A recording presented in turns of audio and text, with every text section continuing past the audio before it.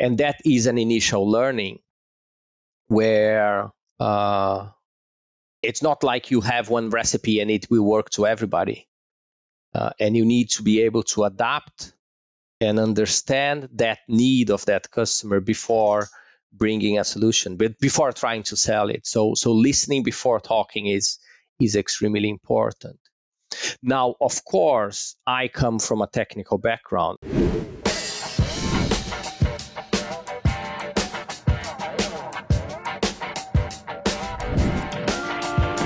Hello, everyone, and welcome to another Wisenetix Podcast, a place where we interview business leaders in the ag industry to learn more about their thoughts, their ideas about marketing, communication, and business in general.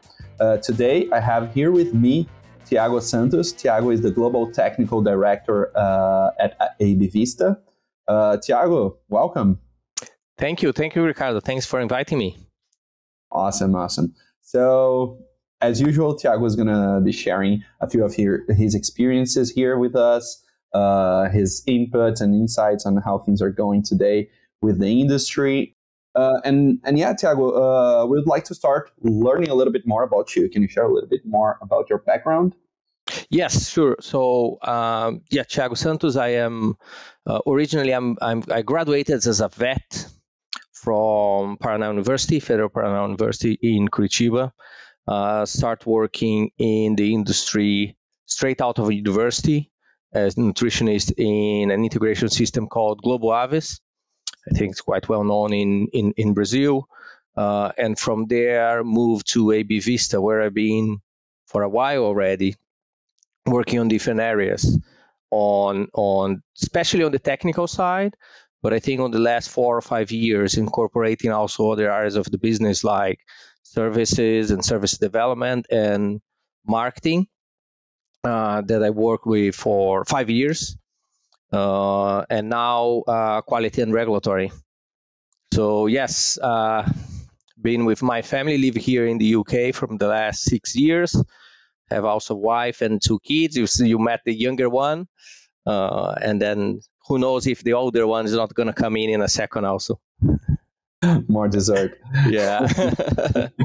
Awesome. So, Tiago, you're living there in UK for over 6 years now? Yes. Awesome. That's nice. Yeah. And Tiago, we have like a set of standard questions we like to ask to our interviewees before we jump into business discussions. And the next thing I want to ask you is if you can highlight to us a few of the main experiences you had so far, and please feel free to share personal or professional experiences and achievements. Yeah, so good question. I think it's always important to balance professional and personal experiences. I think on the personal side, being able to move away and live in a different country with all the challenge and the benefits that it brings to you, and how to raise a family in a difficult environment like this. I think that has been a really interesting experience for me and my family. I've been off twice already. First time it was just me and my wife, also here in the UK for around 4 years, and 6 years now with a bigger family and the 2 kids. And it's interesting to see how the experience is also different because of that. I think your priorities are different. I think on the professional side, I have had a lot of interesting experience. I think working in Global Aves was really important for me. It was probably a second school. I was just graduating from university and had a huge opportunity to work as a nutritionist in one of the key players in that industry in Brazil.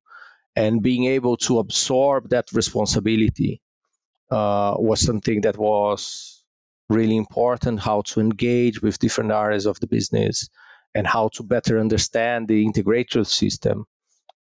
As the nutritionist of that business, that was really something that was a really important experience for me. And then I think in AB Vista also, because when I started in AB Vista was a really a small business.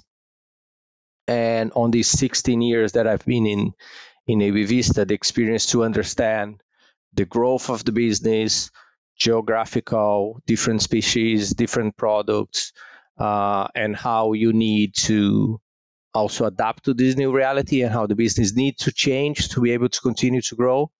I think this has been also really important experiences in my professional life. Awesome. Yeah. These plural experiences, they help us build who we are, right? I had the experience to live abroad for 2 times, actually, in Australia and in the Middle East, and that definitely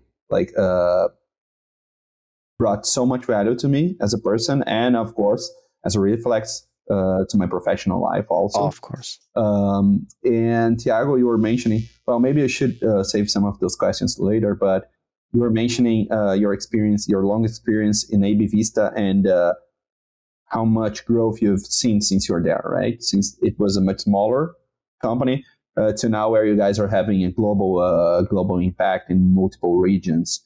Can you tell us a little bit more about the core business and focus you guys are having today when it comes to animal nutrition? Yeah, so I think AB Vista is still today the biggest. When people talk about AB Vista, the first thing probably that comes into people's mind is enzymes, and especially the use of enzymes in monogastrics.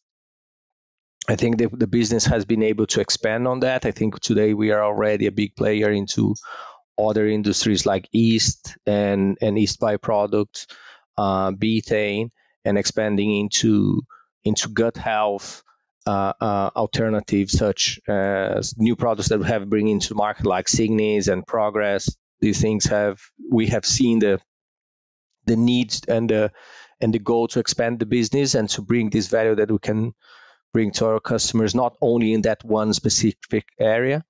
Growth into ruminants is something that is also part of this development, and we have already a good portfolio of products for ruminants also. And aqua is the other area that we are incorporating and focusing more in the last 2 or 3 years. And again, we have seen growth in all of these areas.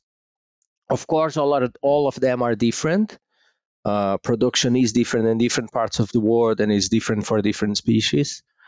But I think when you have a good support and a good knowledge in specific areas, and you are able to understand how that can bring value to that customer, you can add value. And if you can add value, we can be a strong partner for that customer.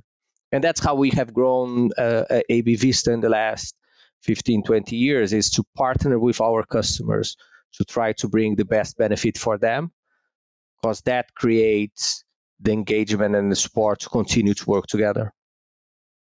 Awesome. And now, before in Global Aves and now in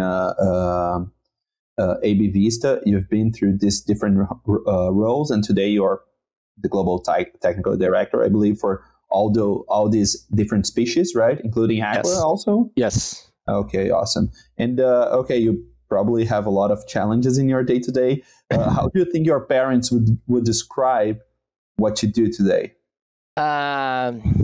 Yeah, good question. I think they would say that I work selling products that go into animal feed. What to be fair, it's a simple and accurate way to explain what I do.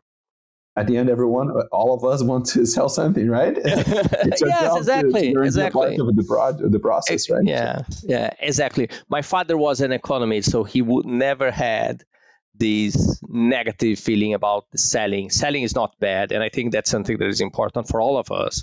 We are all selling all the time. When you are selling something that brings something good to whoever is buying it, it can only be positive. Selling, this is something I learned also recently in the past 2 years, 3 years now. I never thought about selling. All my business were, related to design projects, solving a specific problem. But at the end, if you don't know how to sell yourself, your service, and even in-house, right? If you're in a company, you need to sell your ideas. I believe I developed a lot of my commercial understanding in this past three years with experiences in sales, customer success, and how this is present in basically everything that we do, right? Again, even if it's selling for a customer or if it's selling yourself to a company or your idea for your colleagues, it's a commercial effort all the time. Yeah, it is. And I think that's one of the problems. I think sometimes people simplify selling as just as a commercial transaction. And selling is much more than the commercial transaction. Of course, every business depends and live from the commercial transaction. But selling is about explaining and showing the benefit that something can bring, and that your view or your suggestions can bring to that customer, who is not only from a monetary transaction again. And I think that's selling. And as you said, you sell it not only externally, but you sell internally. You sell in all of the different processes of life. And they will only buy if it makes sense to them, right? So it's about it's a win-win. It should be a win-win. We know that sometimes people push things that are not great for the other side, but in general, it's a transaction of interest of both sides, right? Yeah. And I think that's part of trying to have a real partnership. And again, probably not, here we are bringing back on the monetary, but that's where people would understand it anyway. If you don't have a win-win situation, you're not going to have a selling process in the long term. Yeah. It's going to be just short term, and somebody will find something else because there is no value for it. And in an industry where, like for example, with monogastrics, it will depend on the region we're talking about, but you have a few players that control most of the market. If you do like a one-time sales, you don't deliver the expected value. Well, you're not going to have a lot of time in the market. Exactly. And that's where developing long-term relationships are so important. They are probably even more important during those period of time where you are not actively selling. Because that's where you can showcase the partnership and how you can bring something of value that goes beyond that product in that bag. And I think that's something that it's extremely important to keep these companies on, and the mature of the company in the long term is about these long-term relationships. Yes. So, I have something here in my mind. As I come from design and communication, there's a saying which I don't know who to credit for. It's not my saying, but it's pretty well known. But there's nothing kills a product or a brand as fast. Nothing kills a bad product as fast as a good promotion. Right? Because if you promote very well, you do all the marketing side of things, and you bring the message in a very appealing way, and you don't deliver that, you're just accelerating the death process for that product or that brand, right? So it needs to be a win-win. And Tiago, so I was talking now about marketing, and you have your background in technical, right? Technical background, a veterinarian. You've been through some production systems, right? Global Avis that we were talking about. And I believe that gave you a lot of resources for now as you are in AB Vista to better understand the pain of the people that are on the other side in the production system. Even though it was about poultry, right? And by the way, for English speakers, Global Avis would be like global poultry. And but you probably can relate lots of those pains to other industries, right? So you have the technical background. You've been on your customer shoes. Now you're in the AB Vista. And within AB Vista, you've worked more with the commercial side of things, with the technical and marketing, right? How was your experience dealing with this multiple different areas and transitioning from marketing to technical? How what have you learned? How was it? That was interesting. I think Global Avis was an interesting school for me also because of that. It wasn't only poultry, although yes, the biggest focus is breeders, broilers, layers. Okay. They also had an integration system for pigs, and they had some commercial feed for ruminants and aqua. So I think when I was there already, I had a little bit of this experience on managing different pains, as you say, because a lot of those customers, they are different, and a lot of those needs, they are different. I think when I started with AB Vista, it already started with some difference, because when you are in a customer, you know and you understand what is the best thing to do in that one reality. When you start to work in a commercial situation, you start to see that reality is not exactly the same for all the different customers in different parts of the world. And that is an initial learning where it's not like you have one recipe and it will work to everybody. And you need to be able to adapt and understand that need of that customer before bringing a solution, but before trying to sell it. So listening before talking is extremely important. Now, of course, I come from a technical background. I left the university and went straight to work, and then I went back to the academia, did my master's, did my PhD, always on the technical environment. And the technical environment and the scientific method is, as a concept, the search for the truth. It's the search to find the right way to do things. It's the search to find errors type 1 and type 2 and isolate them and find on that situation, this is what exactly is happening. This is true and this is not true. But when you go to a commercial application and when you go to marketing, and when I move into the managing the marketing team and the experience that I had there, that become really clear to me that that's a totally different approach. People that work into the marketing department works with a totally different approach. And it's not about finding the truth. It is about understanding the customer and finding the truth for that one customer. And that will be different for different customers. It will be different in different realities. It will be different in different opportunities. So it becomes a much less teaching experience, and it becomes more of a learning experience. And that for me was a challenge, because again, and I do see a lot of that in a lot of businesses on this clash between technical and marketing. Marketing for me, it is an amazing area because it's an area of connection. You can see that more on the communication, the tactical piece, when you are positioning and presenting the product, and you have a lot of those clashes with the technical department on how do you balance the reality and the need to show one reality against the understanding that there are different realities for different customers. You do see that a lot of those clashes also when you look into marketing more on the strategic and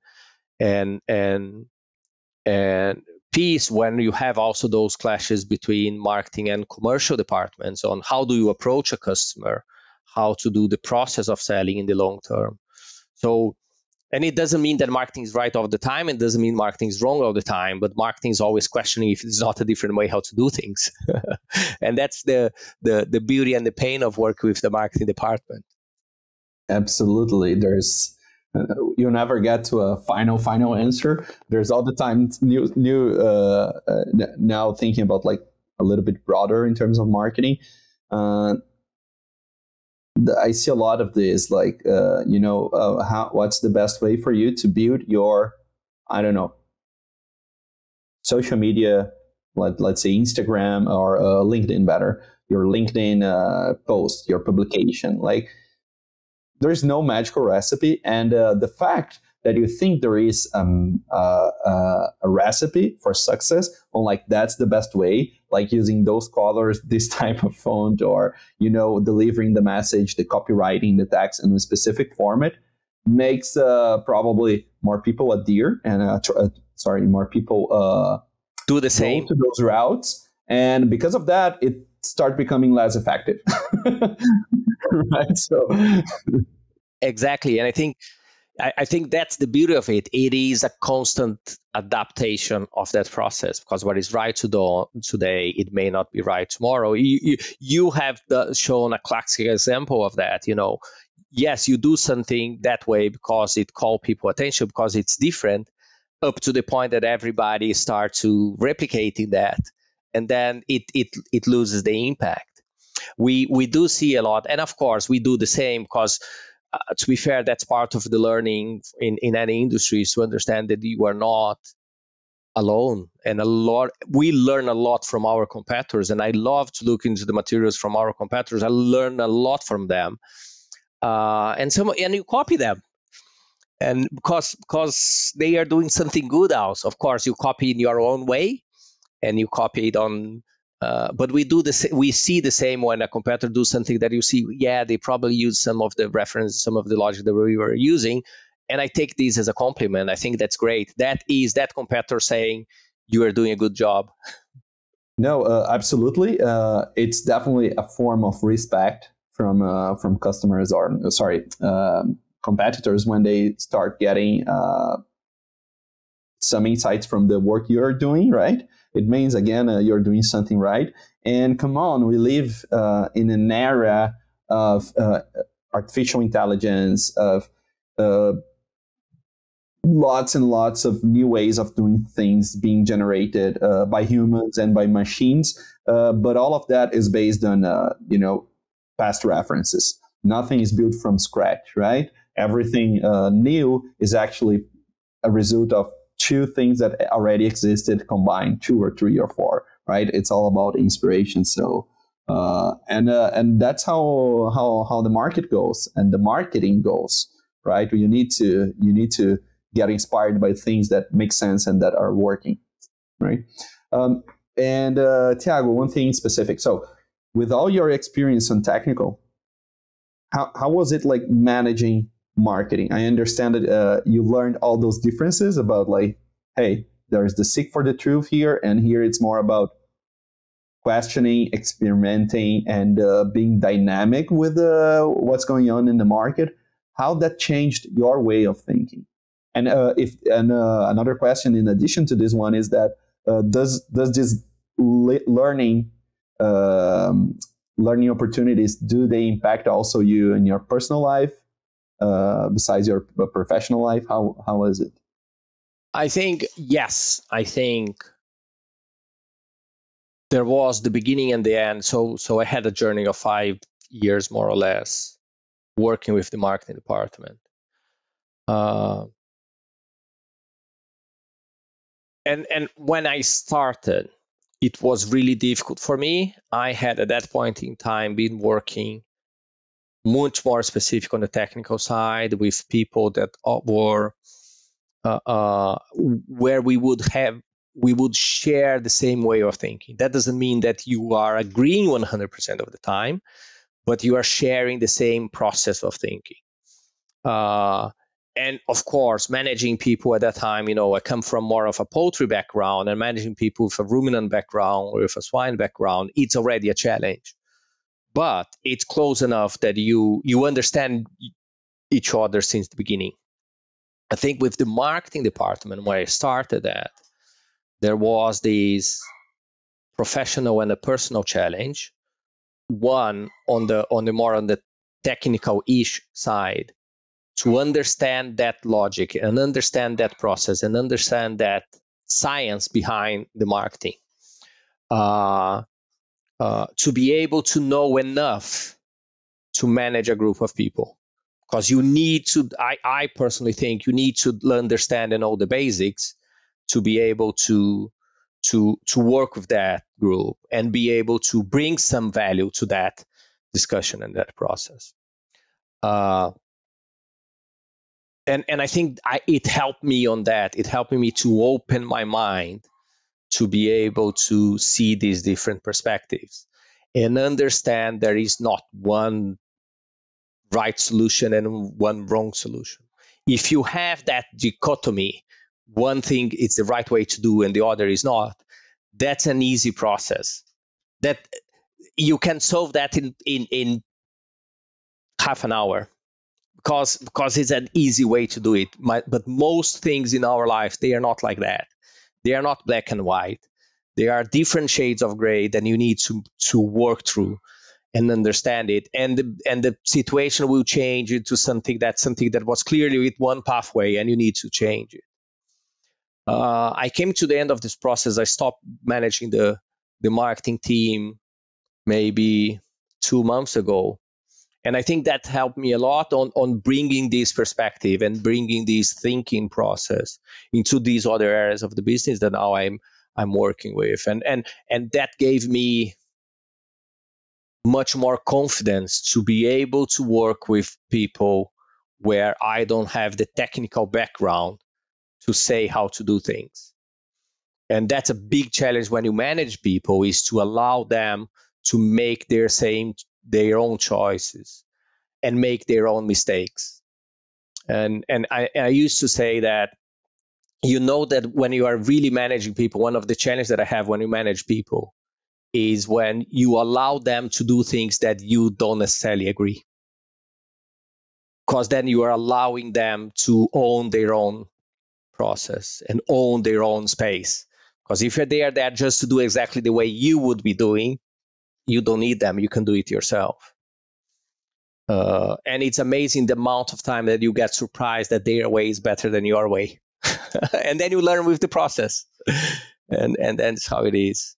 So if you look today, even today, after managing the marketing team for 5 years, I don't call myself a marketeer. I don't think I am a marketeer. I don't think I am a person. Because one, I have a huge respect to that process, and that the logic behind that you need to put behind to be able to do a really good marketing exercise. And to say that I can do this now because I've seen it's happening for 5 years, I don't feel that way. I can manage that. I can understand what is happening. But I have worked with really good market people, and I wouldn't say that I can do that. It's amazing the amount of information and the amount of understanding you need to put behind to make decisions. I understand why the decisions are being made, but I don't understand what are the other options when they haven't been done. So that for me, it has been also a really interesting challenge and something that I will take also for the future. No, I have to agree with you in all this process of managing people. I talked about this in a few episodes with people that was discussing similar subjects, and it's been always a challenge for me, and probably because I have a small tendency or trend to be very, go in the details and do things on my way. So being open for those sort of things, like, letting people think their own way and make their own decisions, it's been a challenge for me. I believe I grew a lot, and I'm better in this, but I need all the time to keep exercising this. And living with those people now for 5 years, learning with them, working side by side with them, learning at least the fundamentals you need to do a good work and help managing them. Do you think there's anything, either tools, way of thinking, any learning experiences that you're taking today from marketing and bringing back to your new experience in technical as a global technical director, but it's a new experience that brings back a lot of your past experiences, right? Before joining marketing. What do you think are the things you are taking from marketing and bringing now to your new challenge as a global technical director?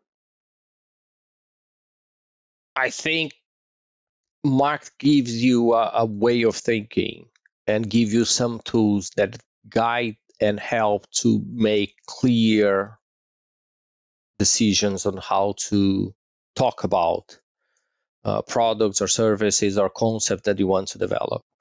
There are some tools in marketing on development of personalities and business personalities and customer types that I think are really interesting, also to bring into the technical team.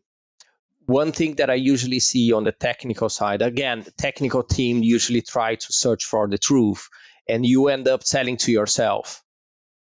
You end up selling and explaining things the way you would like to hear somebody selling you to.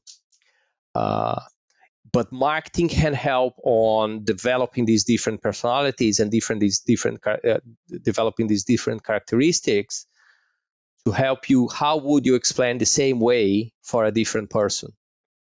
And I think that's one of the areas where I would always see a lot of benefit of working together between technical and marketing department.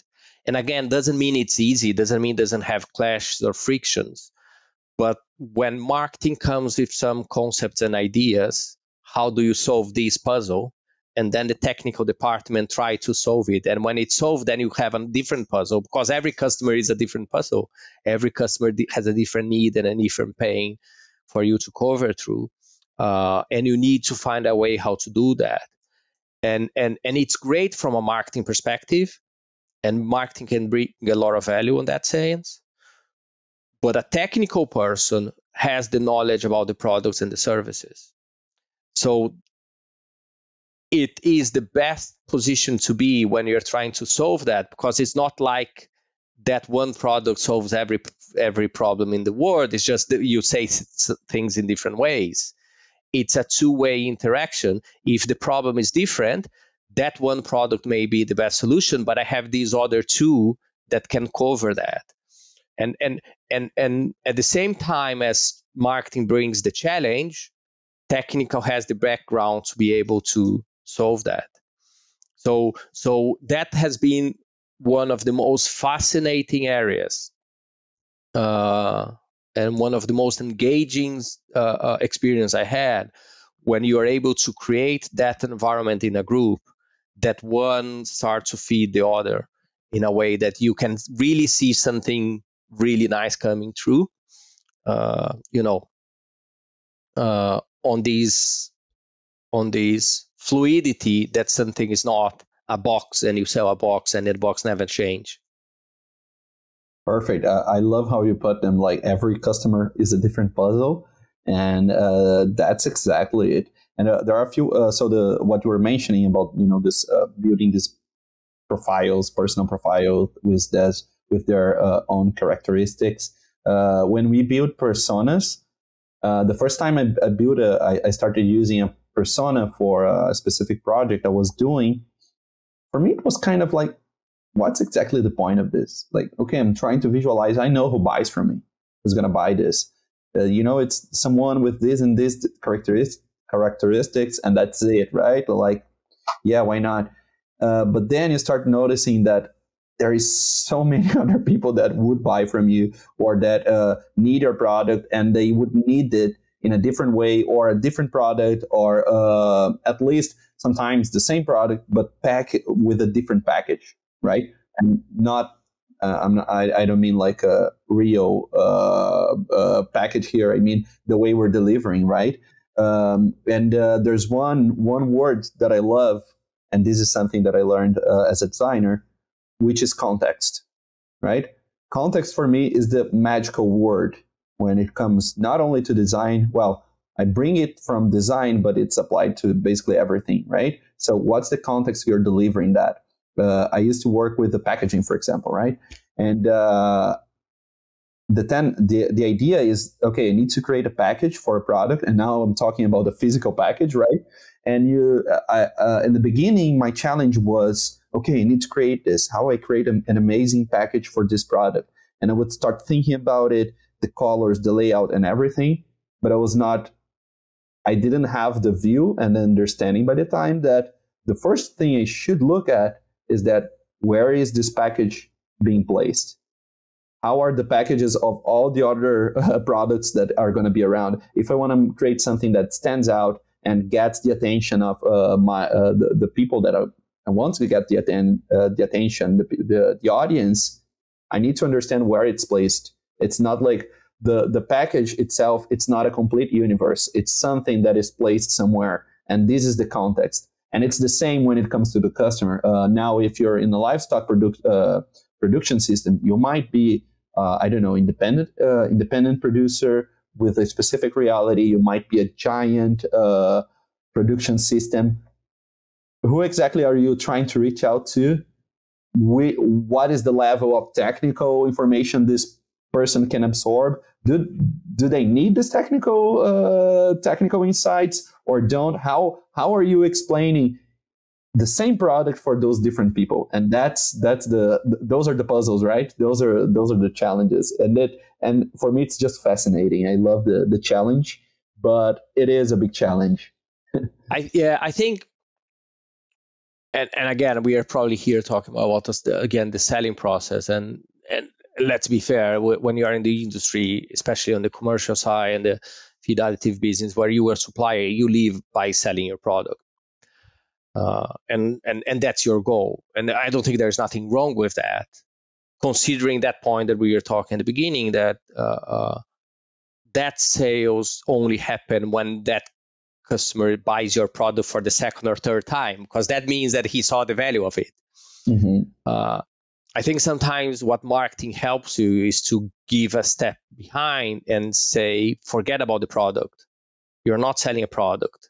Look at the customer. Understand the customer first. When you understand the customer, you understand the problems that this customer is facing. Then you understand what are the offers that he has in the industry and what you can offer to him, and then leads you to bring a solution to that problem.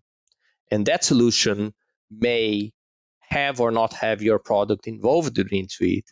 But once you start to solve those problems, you develop that relationship. And the monetary and the commercial process is the end goal of that. And it happens naturally. And it happens much more in the long-term development than just selling it tomorrow. Perfect. I don't think I have anything to add that.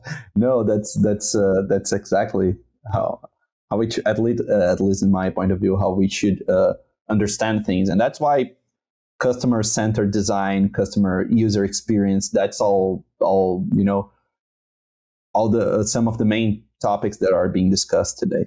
And although it's quite of like mainstream way of thinking today, like, hey, customer first, we see a lot that you might start with an idea like that and trying to achieve that on a daily basis. It's a big challenge to keep having this, because you have a lot of other problems when it comes to your production system, your production system, I mean your factory or wherever you're producing, the challenges, the prices, and how to make that profitable and delivered with great value to a customer. That is, it's hard a lot of times to keep putting your customer as a priority. It's a constant exercise that we need to do. If we don't, there's a great chance that we forget about them. And if you forget about them, then you're in a bad shape. Yeah. So, yeah, I think it's, again, we go in circles what we discussed before. You're right. I think people talking about customer-centric relationship, it's not new, and everybody's talking about that. Do they really understand what a customer-centric company is, and are the actions that company is developing exactly customer-centric? Because that's where there is a lot of theory, but you need to put in practice. And I would question if sometimes myself continue to do that.